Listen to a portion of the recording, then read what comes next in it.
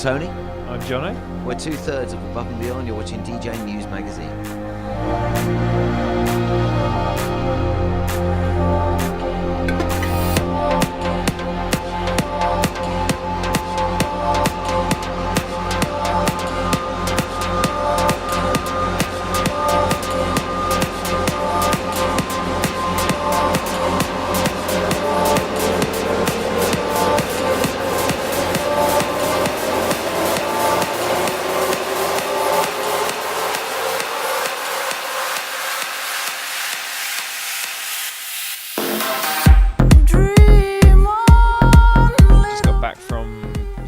We did an 18-date tour there, and now it's great to be, back in Europe doing a gig in Belgium. I think it's our first ever solo show here.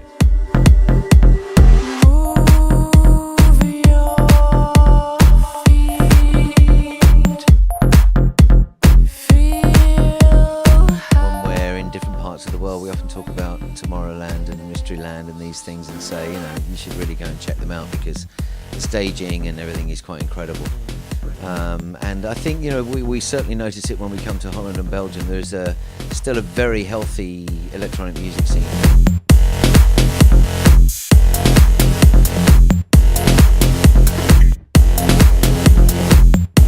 I think in terms of actually going out and enjoying it, regardless of whether it's on the radio or not, I don't know. We don't see that or hear that so much, but we do know, certainly compared to the UK, it's still much more vibrant here, it feels to me, than in England.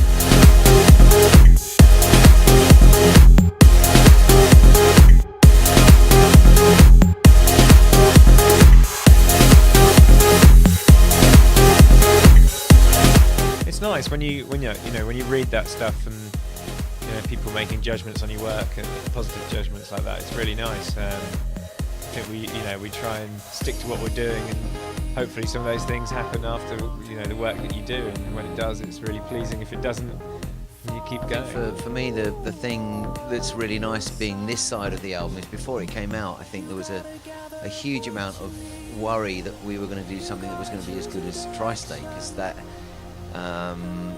I'm not sure that it happened when it came out, but certainly since it's been out, it's become this album that a lot of people talk about in very favourable terms. And so for us, it was just really, not fucking up our reputation. So actually, to hear how well it's gone down is actually a really, really pleasant surprise. It's nice. You got to go. You gotta go.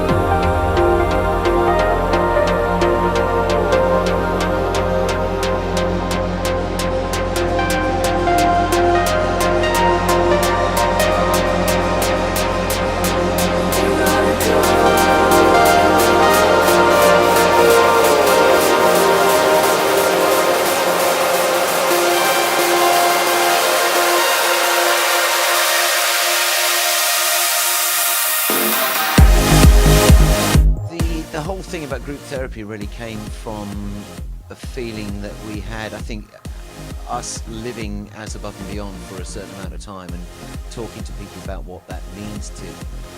And what you understand fairly quickly when you talk to as many of our fans as we've done is that they all seem to have a connection to one or other of the songs, or maybe all of the songs, and the songs seem to have sort of permeated parts of their life. And become a soundtrack to their wedding, or some bad news in the family or something, and the record really helped them get through it. And that kind of idea of therapy. But when we first started doing it, I think for us, actually making music is therapeutic as a group.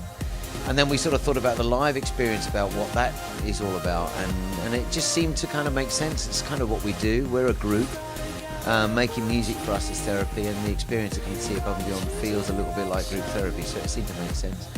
But in terms of the sound of the album, I think one thing has always remained true with Above and Beyond. We've always tried to make emotionally moving music, and the songs and the music and the chords and everything else is designed to do what music can do when it's at its most powerful. That's what we're trying to do, which is to move people.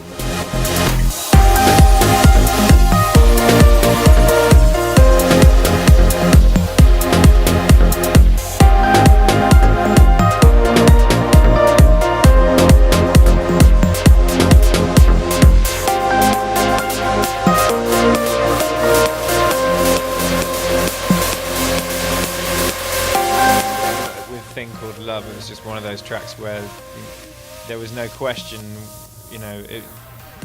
we didn't even talk about whether who would be singing it in terms of, we knew it would be a guy singing it, and we were working with Richard, so it was Richard.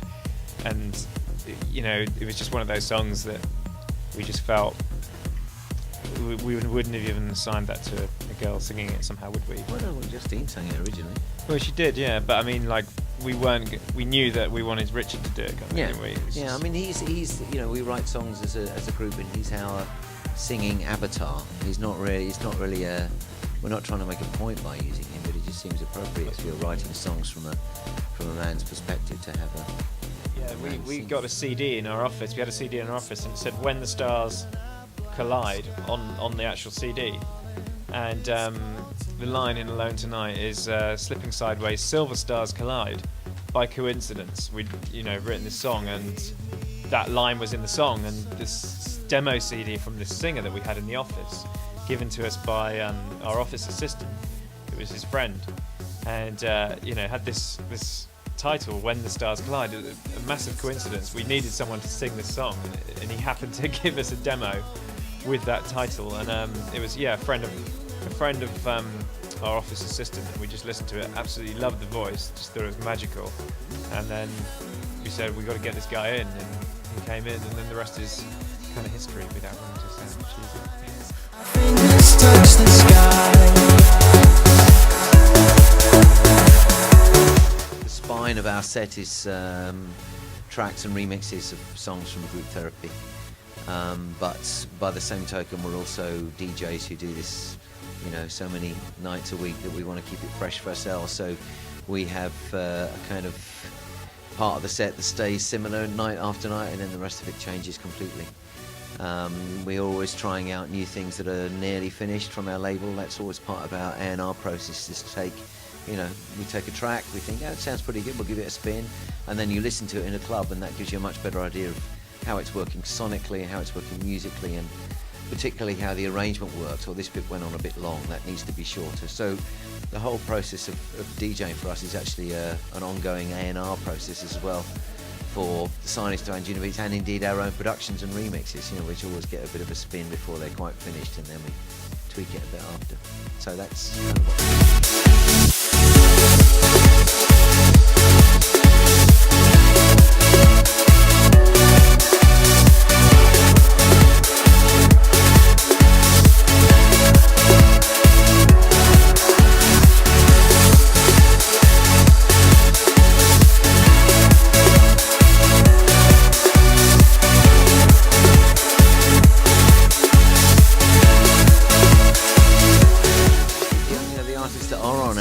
They started being people that we knew. Super 8 and Taylor, friends of Parvo. Oliver Smith was a good friend of Jono's from university. And then the kind of, we were putting our own stuff out as well, and then the releases started happening, and then other people heard about Angina Beats and they wanted to be on it, and it just kind of spread and spread. And so now we're able to attract artists of a reasonably high caliber like Artie from a long way away that we don't actually meet until after he's had a couple of records out. But that's just that's the nature of the world. It's a kind of an international thing, and people like, whether it's Matt Doe, who lives 2 miles from our office, or Artie, who lives 2,000 miles away. I think it's just the feeling that the label represents the kind of music that they want to put out, and they want to be part of it. And I think we're actually very lucky. I mean, I think there's a lot of labels scrabbling around for artists, but actually a lot more people want to be on Angina Beats than we can fit. Never get over me.